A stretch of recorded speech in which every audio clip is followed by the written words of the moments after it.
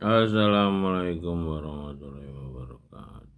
Jumpa lagi dengan channel Muhammad Andra Sanapun yang berbagi cerita.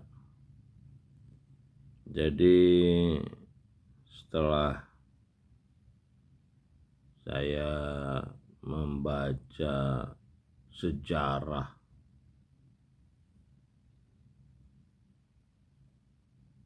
Islam di Eropa, kenapa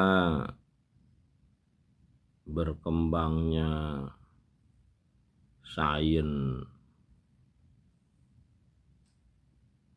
teknologi di Eropa adalah karena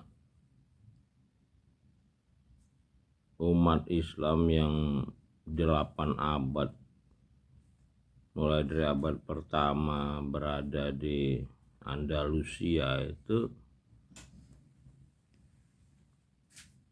dalam perkembangannya umat Islam ini membangun kerajaan dan membuat hukum-hukum dengan cerita-cerita yang beredar seputar Nabi terakhir Muhammad SAW sebagai hukum, yaitu dengan hadis.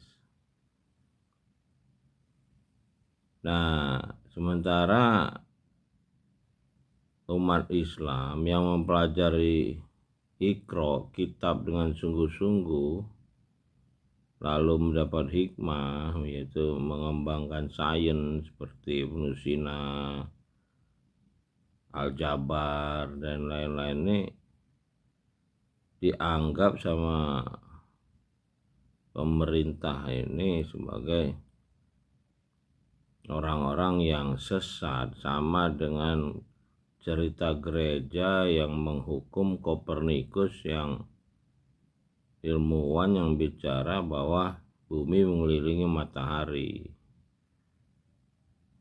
Nah, perkembangan umat yang dengan hukum fikih ini telah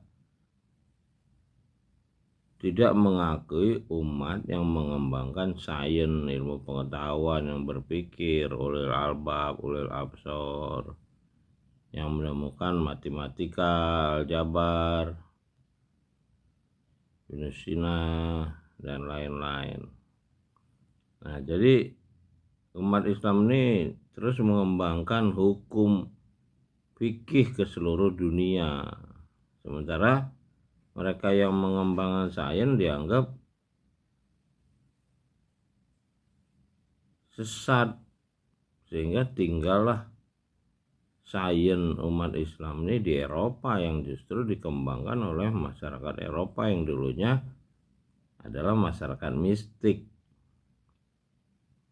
Nah, perkembangan selanjutnya masyarakat Muslim yang dari Eropa berkembang seluruh dunia inilah menjadi masyarakat mistik. Itulah masyarakat tasawuf. Ya, dia kalah secara teknologi, padahal yang melahirkan sains itu justru umat Islam di Eropa.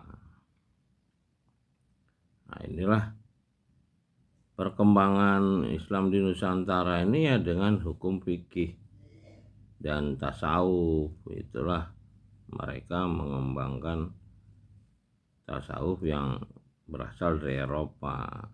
Ya, mereka kalah dengan bangsa Eropa yang masuk ke Nusantara, karena mereka pakai teknologi persenjataan dan lain-lain, ya, sampai hari ini. Nah, tadi saya baru nonton videonya Endgame Gita Wirjawan yang bercerita tentang sejarah Pangeran Diponegoro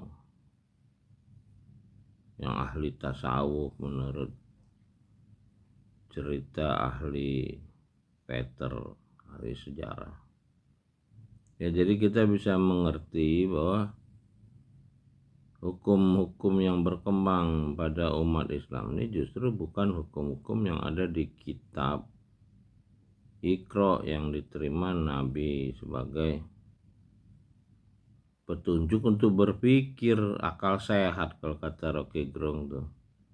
Ya kalau kita baca 5 ayat pertama yang diterima Nabi selama 2 tahun tuh ikro, belajar.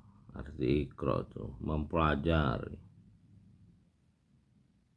Bismi Rob, dengan nama Rob, pemilik alam semesta. Bismi Rabbikal Ladzi Khalaq, yang menciptakan.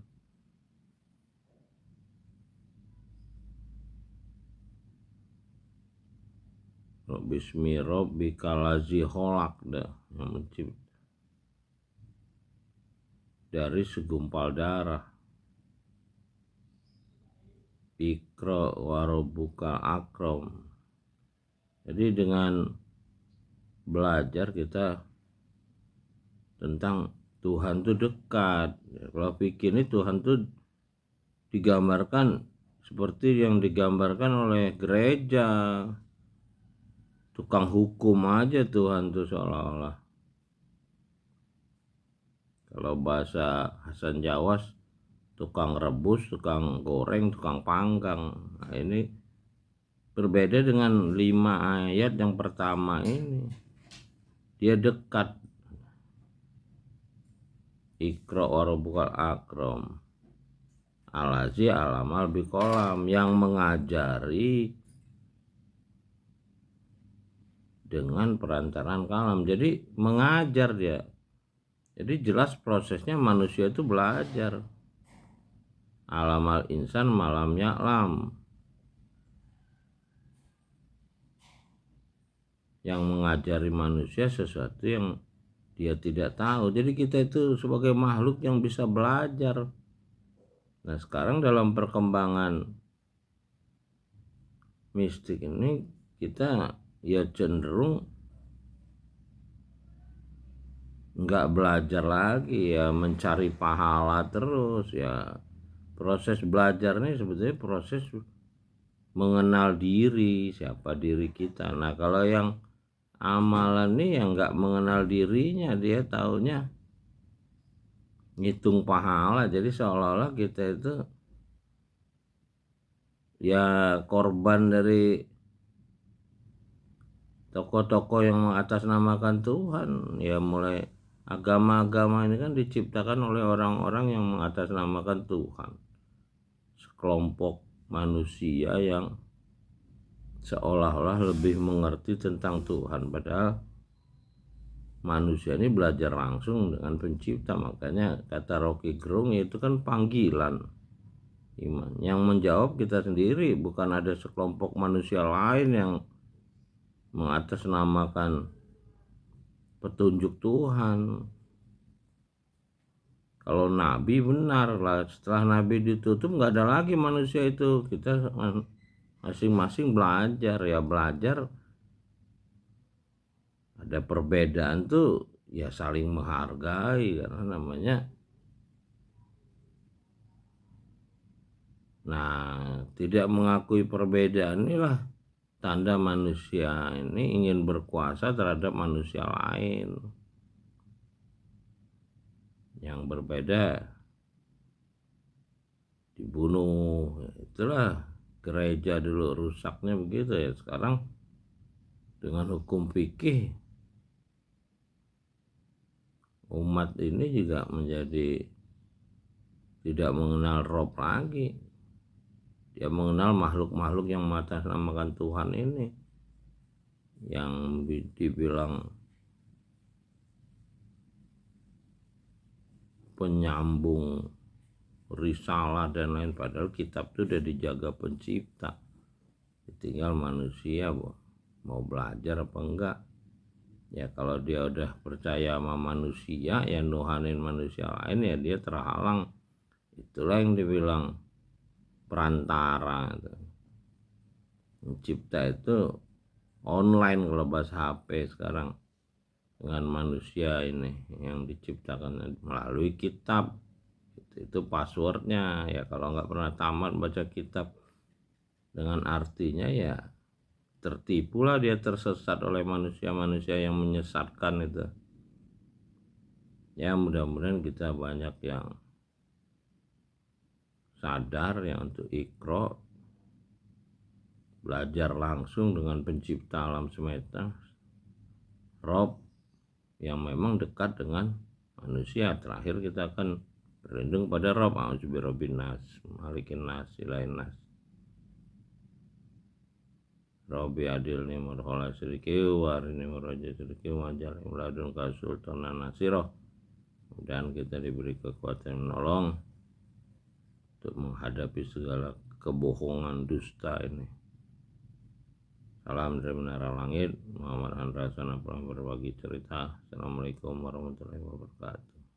Alhamdulillahirrahmanirrahim.